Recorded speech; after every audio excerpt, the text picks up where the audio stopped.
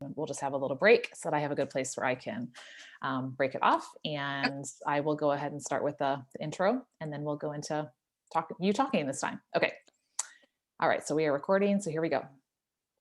Hey, everyone, and welcome to Repurpose Live, where we help you to rethink your priorities of growth, wellness, and purpose. I'm Alyssa Figgins, and it's my mission to help women have the health, the time, and the resources to say yes to the things that are most important to you. And it's my intention each and every week to introduce you to amazing women that can also help you with those priorities. Today, I want to introduce you to Rachael Moebes. She's a certified health and life coach that really focuses on two areas: movement and nutrition.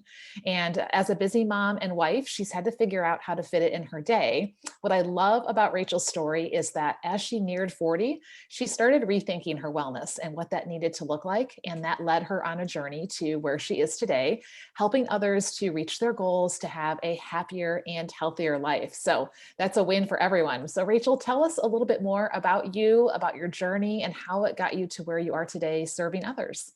Yeah, great. Thanks for having me here, Alyssa.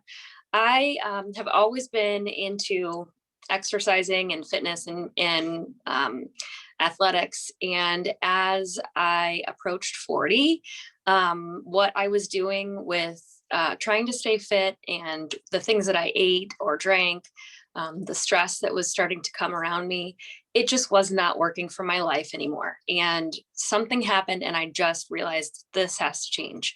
Um, Luckily, I found a health coaching course that I took. I got certified in health coaching as well as life coaching. I learned so many different things about nutrition, obesity, heart disease, the importance of the things that you put in your body, on your body, the things that you do to create a peaceful atmosphere around you. And I really felt so good about what I had learned that I was ready to share it with everyone, anyone and everyone that could listen. I love that. I've had so many conversations lately, especially with women that are in our age range, right? We're kind of past those trying to figure life out and raising younger kids. But I've had so many people that because of their own personal journey, they dove into learning, to educating themselves. And then that has led to exactly what you said. You can't keep this to yourself, right? You have to now inspire other people. So what do you feel like are the roles that movement and nutrition play when it comes to anyone, but especially women who are over the age of 40?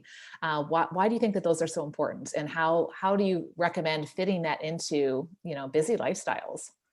Yeah, I think in the beginning of my health coach training, I really just took a step back from everything else. I mean, obviously, I was still a wife and a mom, but I really focused on making myself better, making myself feel better, be happy, enjoy life because you're Mm, just not here forever. And I really started to realize that, running outside was where I got my biggest source of energy, or challenging my body to do things that I just couldn't do before.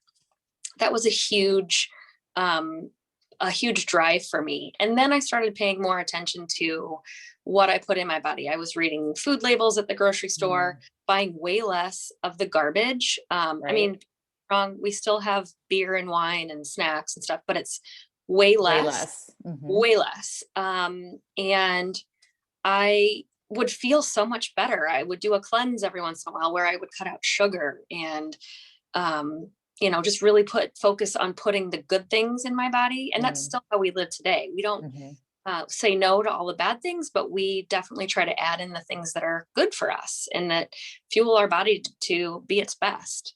I love Uh, that. And it sounds like it's had a ripple effect even inside your own family as well. Have you seen that as you've made healthier changes, that's impacted your husband and your kids? Absolutely. And they always still tease me like, "Oh mom, this is healthy." But Hmm. still my 13-year-old daughter, she starts to realize like, okay, all that sugar is not good for my body, which is really a good time in her life for her to start paying attention to things like that. Right. Yeah. If she can start being mindful of that and making choices based on that information, that knowledge, that will set her up for some, better longevity and better quality of life as she moves forward. So what I find is that women in this stage of life often have several things that get in the way. It's that gap. We all know what we should do, right? But there's a gap sometimes between knowing and doing. What do you feel like, might be some of those excuses or those things that get in the way for people making healthier choices? I'm sure that I was guilty of it. I feel like I hear a lot these days, like that kind of self-care is, I don't have time for that in my Mm, schedule. I mhm. have to care for my kids. I have to, do the grocery shopping or work or run the kids around or whatever. But really taking care of yourself in these simple, tiny ways doesn't take very long out of your day. It may take 15 minutes. um, you have to take care of yourself. It's that whole, I think you mentioned this the other day, that it's the whole, when you're on an airplane, you need to put your oxygen Mm, mask on first because you can't help anybody if you're not breathing. So right, it's, exactly. it's basic.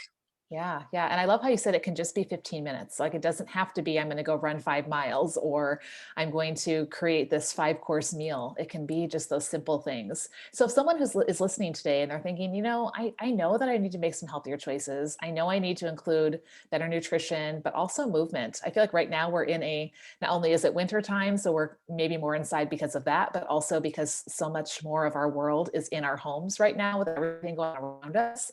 It's really a struggle to fit in movement. So what are a couple of tips that you would have for someone who wants to, step things up in their health and wellness? Yeah, I think the first piece of advice that I always have is make sure that you drink a right amount of water. Mm, That is probably the most important. I would say second is, if you can get outside for just, a quick 10 or 15-minute walk, that would do wonders. The fresh air, the exercise, grab a friend, walk your pet. If you can't get outside, it's February and a lot of places around us still are still pretty chilly. You can, walk up and down the steps in your home. You can mm. find a video on YouTube to do some little indoor cardio exercises. If you have weights at home, you can use some weights or some resistance bands. There's really simple ways to just add in a few extra moments of movement for your day. I love that. Someone I was talking to recently was talking about attaching movement to a habit you already have. So maybe it's while you're waiting for your tea to steep or for that, the whistle to go off, you can do some deep knee bends, or you can do some arm push-ups when you go to grab something out of the refrigerator, or some squats, before you open up the laundry drawer or something like that. Just little ways to get it in there and be more mindful of it. So I think that's fantastic, because this is something we need to think about, because when we're not prioritizing these things, we may think we don't have time now, but we're going to have to make time for a lot more worse, I would say, consequences or outcomes right down the road by not taking the time to take care of ourselves now. So I love what you're sharing in that way. What's been the best thing since you've repurposed yourself, right? You were in a different track and then found wellness for yourself and started helping others. What's been the best thing about repurposing yourself in that way? On the selfish side, I feel so much better. I mean, I have more energy. I just feel better. I'm happier. There's less stress.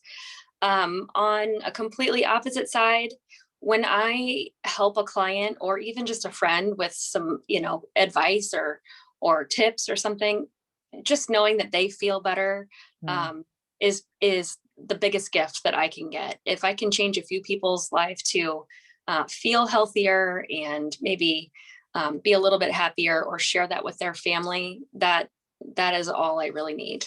I love that. And you know what? I will say it is not selfish to take care of yourself, right? Because we already talked about the ripple effect that has not only in your own health so that you can better take care of those around you, but also the ripple effect that's having on your family. So that's good. Good for you, because I think that's one of the ways that we can serve and give, because they're going to get a much better mom, wife, and friend, right? When you're taking care of you. Oh, So yeah, I know this is a conversation we could go on and on. There's so much to think about and learn. So I know you've got a little something to help out our listeners today. Tell us about what you have to offer and how they can get in touch with you to get their hands on it.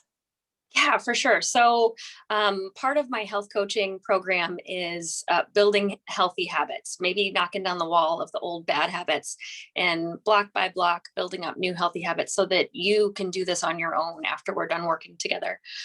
So, I put together a little freebie that is a 7 building healthy habits in 7 days.